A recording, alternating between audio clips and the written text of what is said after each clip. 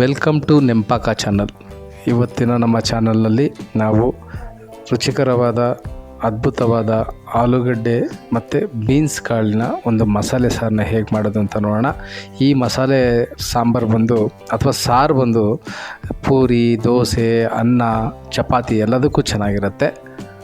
ಇದೊಂದು ಮಲ್ಟಿಪರ್ಪಸ್ ಸಾರಾಗಿರುತ್ತೆ. ಹಾಗಿದ್ರೆ ಬನ್ನಿ ನೋಡೋಣ. ಒಂದು ಕುಕ್ಕರ್ಗೆ 3 ರಿಂದ 4 ಟೇಬಲ್ ಸ್ಪೂನ್ ಅಡುಗೆ ಎಣ್ಣೆ ಹಾಕಿ, ಕಾದ ನಂತರ ಸಾಸಿವೆ ಹಾಕಿ, ಸಾಸಿವೆ ಸಿಡಿದ ಮೇಲೆ 1-2 ಕಡ್ಡಿ ಸಂಪೂರ್ಣ ಕರಿಬೇವನ್ನು ಹಾಕಿ. ಫ್ರೆಶ್ ಕರಿಬೇವು ಯೂಸ್ ಮಾಡಿದ್ರೆ ಭಾಳ ಒಳ್ಳೆಯದು. ನಮ್ಮ ಹತ್ರ ಸ್ಟೋರೇಜ್ ಮಾಡಿದ್ದಿತ್ತು, ಹಾಗಾಗಿ ಅದನ್ನೇ ಯೂಸ್ ಮಾಡಿದ್ವಿ.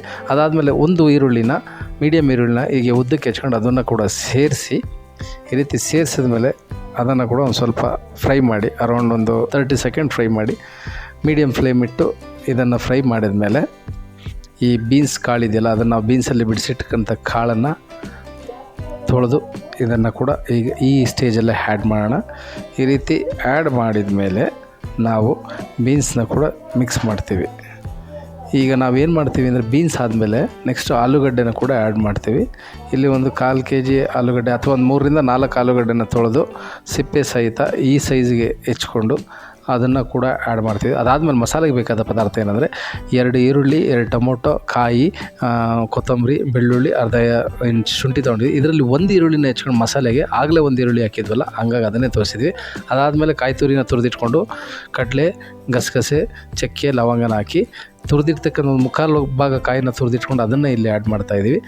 ಅದಾದಮೇಲೆ ನಾವು 1 ಈರುಳ್ಳಿನ ಒಗ್ಗರಣೆಗೆ ಹಾಕಿದ್ವಲ್ಲ, ಅದಾದಮೇಲೆ ಇನ್ನೊಂದು ಈರುಳ್ಳಿನ ಈ ರೀತಿ ಹೆಚ್ಚಿಟ್ಕೊಂಡು ಇದನ್ನು ಈ ಜಾರಿಗೆ ಆ್ಯಡ್ ಮಾಡೋಣ. ಇದಾದಮೇಲೆ ಬೆಳ್ಳುಳ್ಳಿನ ಕೂಡ ಈ ಥರ ಬಿಡಿಸಿಟ್ಕೊಂಡು ಅದನ್ನು ಕೂಡ ಆ್ಯಡ್ ಮಾಡೋಣ.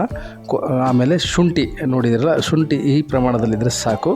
ಅದಾದಮೇಲೆ ಒಂದು ಅರ್ಧ ಕೈ ಹಿಡಿಯಷ್ಟು ಇರೋ ಕೊತ್ತಂಬರಿ ಬಿಡಿಸ್ಕೊಂಡು ಅದನ್ನು ಆ್ಯಡ್ ಮಾಡಿ, ಟೊಮೊಟೊನ ಕೂಡ ಇಲ್ಲಿ ನಾವು 2 ಟೊಮೊಟೊನ ಹೆಚ್ಚಿ ಇದಕ್ಕೆ ಹಾಕ್ತಾಯಿದ್ದೀವಿ. ಸೊ ಇದು ಆದಮೇಲೆ ನಾವು ಆಗಲೇ ಹೇಳಿದಾಗೆ ಗಸಗಸೆ, ಕಡಲೆ, ಲವಂಗ, ಚಕ್ಕೆ ಇದನ್ನು ಕೂಡ ಈ ಹಂತದಲ್ಲಿ ಹಾಕಿ ಚೆನ್ನಾಗಿ ಒಂದು ಜಾರಿಗೆ ಹಾಕಿ ಸ್ವಲ್ಪ ಈ ಮಟ್ಟಕ್ಕೆ ಈ ಹದ ಬರೋಷ್ಟು ನೀರನ್ನು ಹಾಕ್ಕೊಂಡು ಮಸಾಲೆನ ನಾವು ರುಬ್ಬಿ ಇಟ್ಕೋಬೇಕು.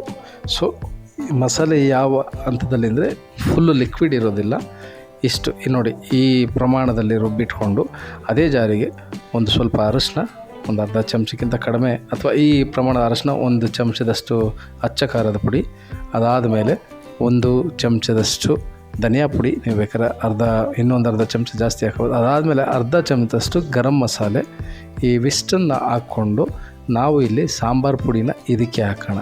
ಇಲ್ಲಿ ನಾವು 3 ಚಮಚದಷ್ಟು ಟೇಬಲ್ ಸ್ಪೂನ್ನಷ್ಟು ಸಾಂಬಾರು ಪುಡಿ ಬಳಸ್ತಾ ಇದ್ದೀವಿ. ಇದು ಒಂದು 5 ರಿಂದ 6 ಜನ ಆರಾಮಾಗಿ ಒಂದು 2 ಹೊತ್ತು ತಿನ್ಬೋದು.